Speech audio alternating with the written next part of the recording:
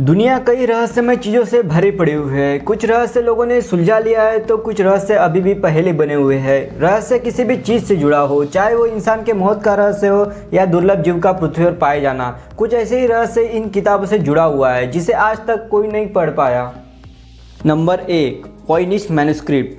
वॉयनिश manuscript दुनिया की सबसे रहस्यमय किताबों में से एक है। इस किताब को लिखने वाला कौन है ये अब तक पता नहीं चला है। साइंस और टेक्नोलॉजी में इतनी तरक्की कर चुकने के बावजूद इसके बारे में थोड़ी बहुत भी जानकारी मिली है वो इन किताबों पर बनी हुई तस्वीर की वजह से है। इसे अब तक की सबसे रहस्यमय पांडुलिपि माना जाता है कि यह 15वीं शताब्दी में उत्तरी इटली में किसी ने बनाया था। इस पांडुलिपि का नाम बुक डीलर के नाम पर रखा गया है। इस डीलर का नाम विल्फ्रेड वॉयनिक था। उसने पांडुलिपि को 1921 में खरीदा था।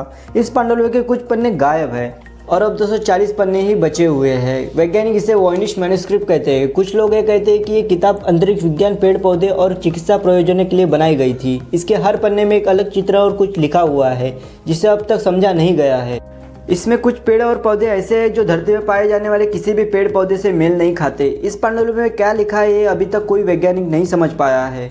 यह पांडुलिपि 6 हिस्सों में बटी हुई है। हर एक हिस्से में अलग अलग विषय है। पहला हिस्सा एस्ट्रोनॉमी से जुड़ा है तो दूसरा बायोलॉजी से जुड़ा हुआ है। तीसरा हिस्सा कॉस्मोलॉजी से जुड़ा है तो चौथा पेड़ पौधे से संबंधित है। पांचवा हिस्सा जड़ी बूटियों से संबंधित है और इसका छठवां हिस्सा व्यंजनों से संबंधित है। इन हिस्सों की जानकारी उनके चित्रों को देखकर लगाई है। अंतिम पन्नों पर कोई भी तस्वीर नहीं है, वहाँ पर बस कुछ लिखा हुआ है। इस किताब को लिखने के लिए एक अलग प्रकार की लिपि का उपयोग किया गया है जिससे शायद ही कोई पढ़ पाए या समझ पाए। इस किताब में कुछ लिखे गए शब्द लैटिन और जर्मन भाषा में है। ऐसा मानना है कि इस किताब को कुछ इस तरह से लिखा गया है जिसमें इसमें लिखी गई बात को गुप्त रखा जा सके। ऐसे में इसमें जो भी लिखा गया है वो अभी भी एक रहस्य बना हुआ है। रोहनेक कोडेक्स एक अज्ञान लेखक द्वारा सचित्र पांडुलिपि है जिसमें एक अज्ञान भाषा और लेखन प्रणाली का पाठ है जो 1839 में हंगरी में सामने आया था। पुस्तक के मूल और अर्थ की जांच कई विद्वानों द्वारा की गई जिनका कोई निश्चित निष्कर्ष नहीं है।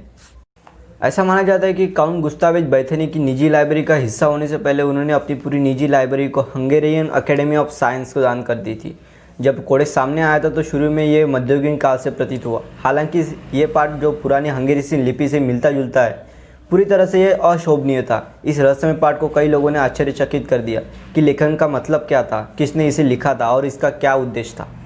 रोहनेक कोडेक्स में 448 पृष्ठों के साथ 87 चित्रण है जिसमें धार्मिक, लॉजिक और सैन्य दृश्य शामिल है जो ईसाई धर्म, हिंदू धर्म और इस्लाम सहित कई अलग अलग धर्मों में संकेत देता है। हालांकि हंगेरियन डेशियम प्रारंभिक रोमानियाई यहाँ तक कि हिंदी कोडेक्स की भाषा के रूप में प्रस्तावित किया गया है, लेकिन किसी भी परिकल्पना को वैज्ञानिक प्रभाव में आज तक समर्पित नहीं किया गया है। जो लोग कोडेक्स की हंगेरियन प्रमाणिक का दावा करते हैं वो ये मानते हैं कि ये पूरी हंगेरियन लिपि है या तो ये हंगेरियन रन है। इसके अर्थ को समझने के प्रयास में और यह निर्धारित करने के लिए इसे किसने लिखा था और कब इसका मसौदा तैयार किया गया था, हालांकि ये प्रयास आज तक निरर्थक है क्योंकि पाठ का अर्थ और मूल अभी तक एक रहस्य बना हुआ है। अल्दारा नाम की बुक ऑफ सोय का जादू पर एक 16वीं सदी की लैटिन ग्रंथ है जिसकी एक कॉपी एल्साबेथ के विद्वान जॉन डी के पास थी। 1600 के दशक के अंत में डी की मृत्यु के बाद सोयगे की किताब गायब हो गई। इसका नाम कई ऐतिहासिक स्रोतों में दिखाई देता है, लेकिन अधिकांश इतिहासकारों और गुप्तचरों को डर था कि हमेशा के लिए नष्ट हो गया या तो खो गया। आश्चर्यजनक रूप 1994 में डी की मृत्यु के बाद लगभग 400 साल बाद लंदन में ब्रिटिश लाइब्रेरी में अन्य धूल भरी प्राचीन पुस्तकों के ढेर के बीच में यह किताब की प्रति मिली जो कि दुनिया की सबसे बड़ी लाइब्रेरी थी। कुछ महीनों बाद वास्तव में एक और प्रति मिली। दूसरे को ऑक्सफोर्ड यूनिवर्सिटी में बोडलियम लाइब्रेरी में कई रखा गया था। ये घोषणा की गई कि बुक ऑफ सोय का पाया गया था। गुप्त काल के कई क्रिप्टोकॉप्टर और प्रेमियों ने तुरंत इसके अंतिम 36 पृष्ठों के अर्थ को समझने की कोशिश की। मैजिक में उपयोग की जाने वाली वस्तुएं आज भी ब्रिटिश संग्रहालय में हैं। जॉन डी के अनुसार केवल अर्थज्ञ बाइकल बुक ऑफ सोयगा का सही अर्थ समझ सकते थे। इसमें एक अफवाह है कि यदि आप कोड का पता लगाते हो तो आप 2.5 साल के भीतर मर जाओगे। डेबोरा हॉर्स एक अमेरिकी प्रोफेसर जब वह किताब का कोड का पता लगाने में कामयाब रहे, फिर भी तथ्य है कि पृष्ठों को पढ़ता है तो इसका मतलब यह नहीं कि उनकी व्याख्या करता हो और केवल वे जो उन्हें सही ढंग से व्याख्या करने का प्रबंधन करते हो। कथित तौर पर उन्हें पुस्तक के अभिशाप का शिकार होना चाहिए। अंत में स्पष्ट है कि बुक ऑफ सोयगा की काली प्रतिष्ठा ऐतिहासिक मान्यताओं की एक उत्पाद थी जो बहुत वैज्ञानिक और उचित नहीं थी, लेकिन कुछ लोग अभी भी निश्चित है कि किताब के कुछ गुप्त और निषिद्ध ध्यान के लिए प्रवेश द्वार छुपाती है। ये किताब सन 1981 के अंदर प्रकाशित हुई थी। इस किताब के अंदर बहुत सी विचित्र चीज़ों का वर्णन मिलता है, जैसे कि इंसान के पूंछ लगना, एलियन के अजीब वर्णन, मिलते हैं और इसमें विचित्र पेड़ पौधे का वर्णन भी मिलता है। वैसे इस किताब के लेखक को खुद पता नहीं कि उन्होंने इस किताब के अंदर क्या लिखा है। कोडेक्स रेफरेंस को एक अतिरिक्त स्तरीय ब्रह्मांड के विश्वकोश की तरह डिजाइन किया है। इसमें कोई संदेह नहीं कि हम जिस दुनिया में रहते हैं उसका एक बेतुका प्रतिबिंब है।